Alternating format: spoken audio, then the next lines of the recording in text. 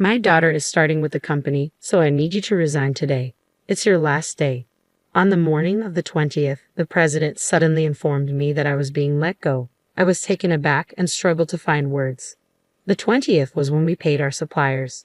While some payments were done via bank transfers for long-standing suppliers, I typically handled direct payments, which also served as a courtesy visit. "You look like you can head home right away. I'll give you the day off, just for you, so please leave promptly." I was briskly pushed out from behind and the door slammed shut right in front of me. I didn't know where to begin to protest. "My name is Emily. I joined this family-owned paving company right after high school and have been working as a clerical worker for 10 years. Or rather, I should say, I was a clerical worker until just now.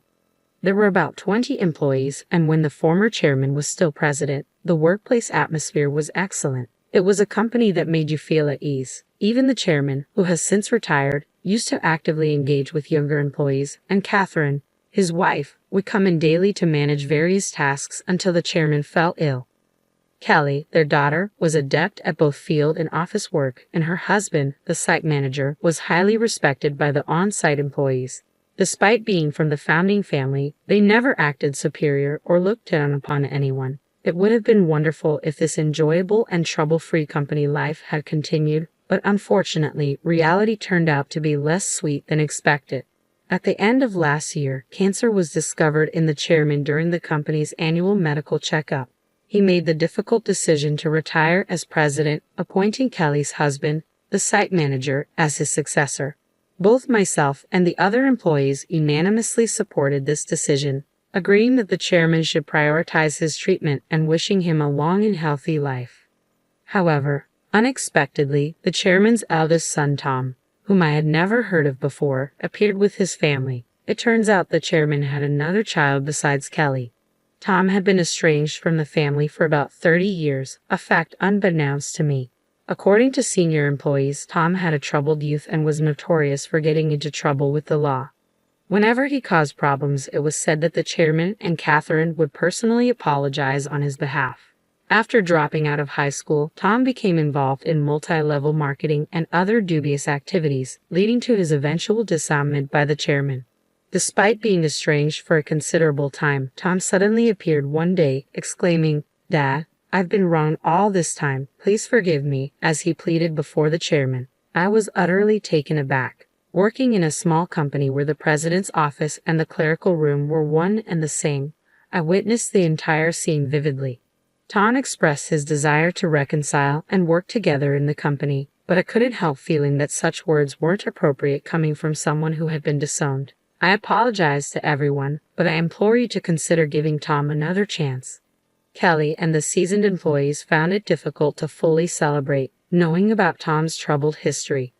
However, they couldn't turn down the chairman's heartfelt plea. As a result, Tom's family moved into the annex of the chairman's house, with Tom taking on a role within the company while his wife managed household duties as a homemaker.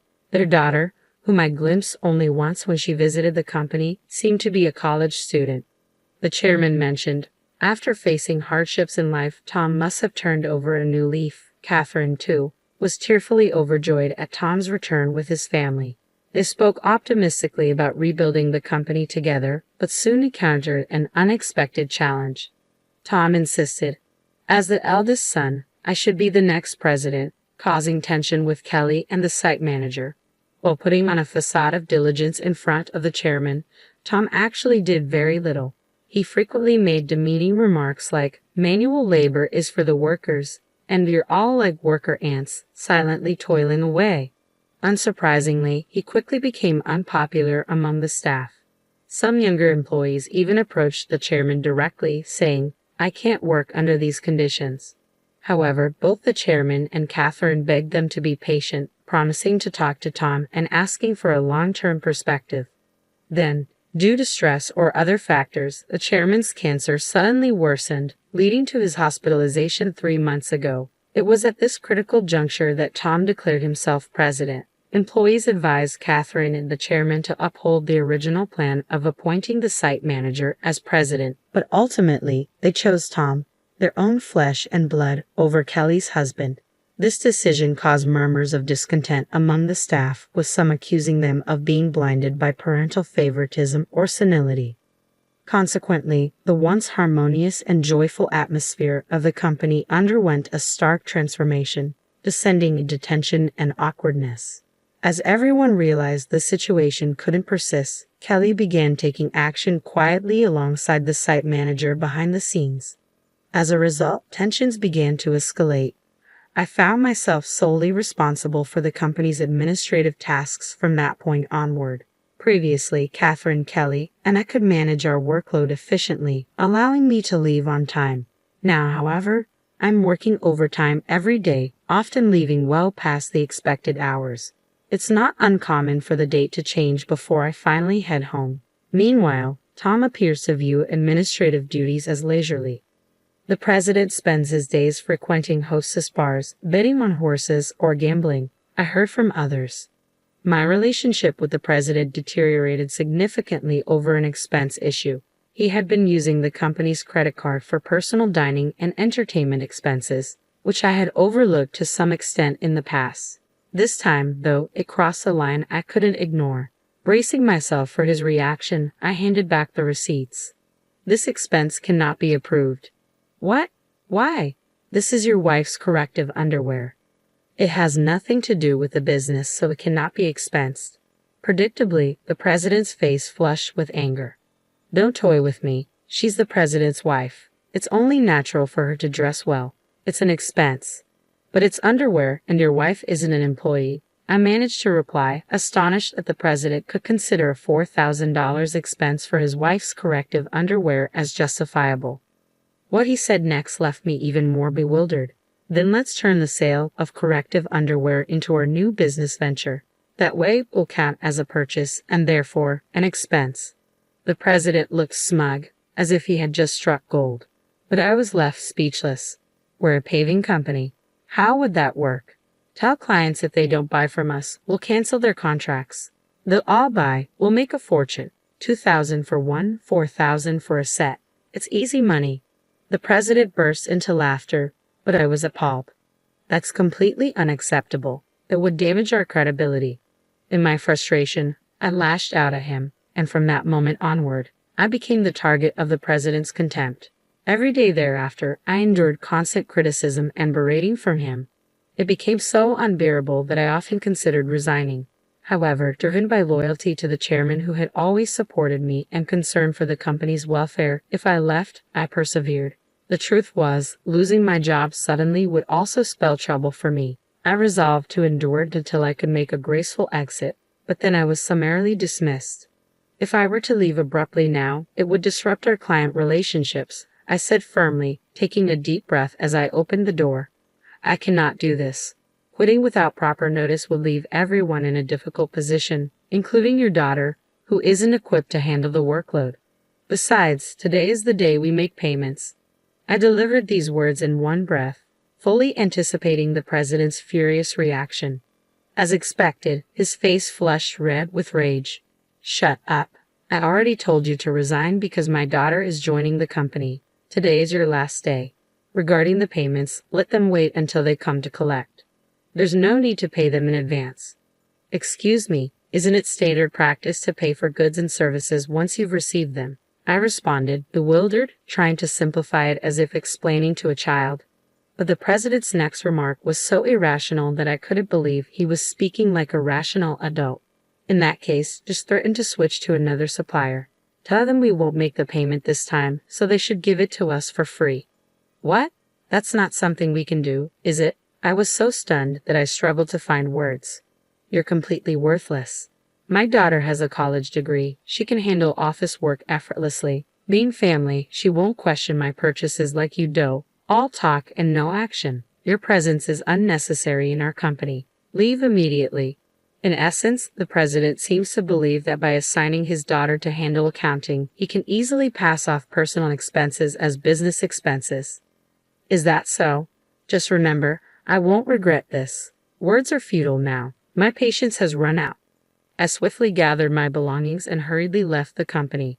Yet I couldn't shake my concern for our clients. Knowing Catherine was occupied caring for the chairman, I called Kelly despite her busy schedule. It was urgent. I briefed her on the situation and entrusted the rest to Kelly. After leaving the company abruptly, I suddenly found myself with plenty of free time.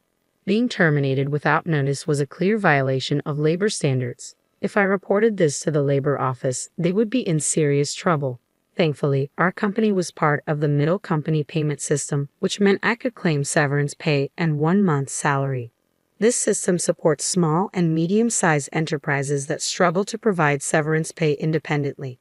I didn't need to rush since I had up to 5 years from my retirement date to apply, and the labor office's statute of limitations was 2 years. With my professional habits, I meticulously planned the necessary procedures and decided to take it easy for at least a week. Having worked overtime and weekends constantly lately, I hadn't had time for anything at home. There were many places I had wanted to visit once I had settled down, so I chose to take a day trip to the beach for some relaxation. After rejuvenating myself by the sea, I checked my phone, which I had left in a locker, and noticed several missed calls, emails, and voicemails. I opened my email to find I saw a message from Kelly, assuring me that the payment had gone smoothly, and everything was in order. A wave of relief washed over me. Despite the abrupt demand from the president to resign, I couldn't shake off the guilt of leaving in anger. Next, I listened to the voicemail left by someone from the company. It was the president sounding panicked, demanding answers. What's going on? Are you saying I'm not the real president? Did you know about this? Explain yourself. Has he finally realized what a clueless president he is? I couldn't help but smirk to myself. After that, I systematically checked through my emails and voicemails. Among them, I listened to a voicemail from the chairman and immediately decided to head to the hospital. When I arrived at the chairman's hospital room that evening, Catherine was already there, and to my surprise, the president was also present. Upon seeing me, the chairman greeted me abruptly from his bed. "Emily, I apologize for my foolish son," he said sincerely. "What's going on here? I'm the official president. Explain yourself," Tom arrogantly shouted, clearly misunderstanding the situation. However, the chairman quickly silenced him. "Quiet down. It seems that Kelly contacted the chairman and Catherine right after I called her," I explained. Upon hearing this, the chairman directed his attention to Tom, addressing him as the president, and asked, "Do you really not know anything? What's going on?" I calmly explained to the president, who was shouting without understanding the situation. "In essence, Tom, you had no legal authority. Your role as president was merely titular. This might seem confusing without context, but president is a position within the company, not a legally defined role. The individual responsible for representing the company externally with legal obligations is the representative director. This is entirely distinct from the president's title, which can be changed freely within the company. Changing the representative director requires complex procedures and is quite cumbersome. 3 months ago, when it was decided that Tom would assume the role of president, there was significant opposition from Kelly, the site manager, and veteran employees. To resolve this, I proposed a method to appoint Tom as a figurehead president while retaining the chairman as the representative director. As someone familiar with company procedures and laws for my clerical role, I devised this approach. If Tom showed genuine commitment and earned the respect of all employees, only then would we initiate the formal legal procedures. However, if Tom proved unsuitable as president, the contingency plan was either his dismissal or the company's closure, with Kelly and the site manager preparing to start anew. Kelly had doubts about Tom's ability to change. The chairman and Catherine had unwavering faith in Tom until my unjust dismissal seemed to awaken them. If you aspire to be an entrepreneur, educate yourself thoroughly and prioritize your employees. I emphasized this many times. Isn't it straightforward now? Shall we proceed with the procedures? No, it's impossible. Our company offers stocks to employees who want them, and most have taken advantage of this. Emily owns 10%, making her a major shareholder. We can't disregard her opinions, and the other employee shareholders certainly won't side with you. As the situation sank in, the president's face grew pale. What? Do I have any stocks? None. I intended to give you my shares once you truly prove yourself as president. I'm deeply disappointed in you. You were only after my wealth, thinking I had little time left, weren't you? The chairman slumped in despair, and Catherine fell silent, her face clouded with sadness. Brazenly, the president retorted. Ha! Of course, I'm the eldest son. What's wrong with taking what I can get? The company is mine. I couldn't forgive him any longer. No, that's not correct. The chairman holds full responsibility as the representative director of the company. Additionally, as a shareholder, I can request a shareholders meeting and seek your dismissal as president. The word dismissal made the president's face rapidly pale. You mean I might get fired? Damn. You're just an office worker, Tom, I pointed out. Emily is right. Now that things have come to this, no one will support you, the chairman affirmed. Catherine then spoke up, her voice filled with regret. Emily, I truly owe you an apology. I'm sorry for the trouble caused by my love for my son. Please tell me what you would like to do. I looked directly at the president. I don't want to work under you anymore, so I'm quitting immediately. However, I will take my severance pay, and I expect my 1 month's salary, including unpaid overtime and holiday work. I will report this to the Labor Standards Office, and as a shareholder, I will fight to remove anyone harmful to the company. As I smiled and spoke, the president's face went from pale to completely white. I continued, explaining how Kelly had been visiting clients and successfully promoting our new company. Most clients had decided to switch to the new company, and nearly all of our employees were planning to move as well. That's impossible. I'll sue you, the president threatened, almost in tears. But the chairman dismissed him. I am the representative director. You have no such rights. The president, overwhelmed, collapsed to his knees. I felt a complex mix of emotions.